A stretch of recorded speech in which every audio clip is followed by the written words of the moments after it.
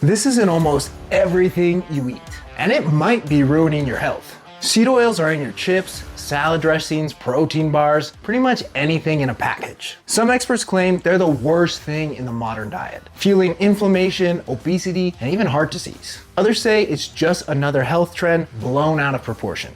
So what's the truth? Are seed oils really destroying your body, or is it just another nutrition myth? Let's break it all down fast.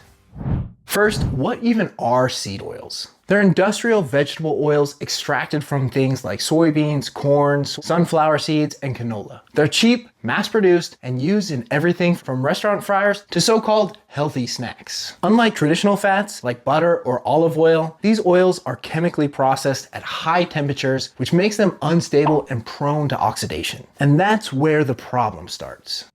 So why do some experts call seed oils one of the worst things in the modern diet? It comes down to one major issue: omega-6 fatty acids. Omega-6s are essential fats, meaning your body needs them. But here's the problem: the modern diet is overloaded with them. Historically, humans consumed about a 1-to-1 ratio of omega-6s to omega-3s. Today, it's closer to 20-to-1, and that is a recipe for chronic inflammation. When you flood your system with omega-6s without balancing them with omega-3s, your body shifts into a pro-inflammatory state. This chronic inflammation has been linked to almost every major disease we're trying to avoid. Multiple studies show that excessive omega-6 consumption correlates with higher risk of cardiovascular disease and metabolic dysfunction.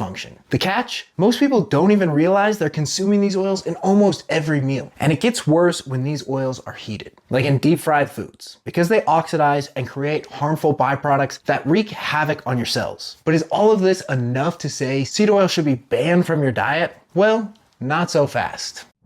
All right, let's pause for a second. We've heard that seed oils are toxic and inflammatory, but is it really that simple? Or is this another nutrition trend taken to the extreme? Not all seed oils are created equal. Yes, heavily processed ones like soybean and corn oil are high in omega-6 and often used in junk food. But some, like cold-pressed sunflower oil or high oleic canola oil, actually have a healthier fat profile. The biggest issue isn't the oil itself, but how it's made and how much of it you're consuming. No single food is going to wreck your health overnight. The problem isn't just having seed oils, it's the fact that they're in almost everything, tipping the omega-6 balance way too far. If you're eating a balanced diet with whole foods, omega-3s from fish or flax seeds, and minimal processed junk, a little bit of seed oil isn't going to send you into metabolic chaos. Some people point to seed oils as the root of all chronic disease, but the truth is, plenty of cultures consume them in moderation and still have lower rates of obesity and heart disease than the US. For example, Japan and the Mediterranean both consume seed oils, but their diets are also rich in fish, vegetables, and whole foods, so their omega-6 to omega-3 ratio stays balanced. So instead of panicking about every drop of oil, focus on this.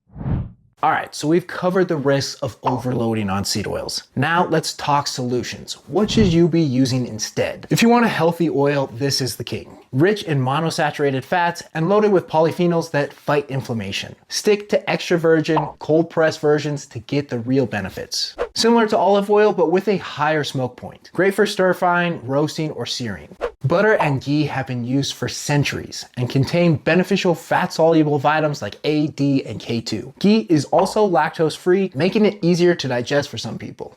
Some love it, some hate it. Yes, it's high in saturated fat, but research shows it may have antimicrobial benefits and a neutral effect on heart health when used in moderation.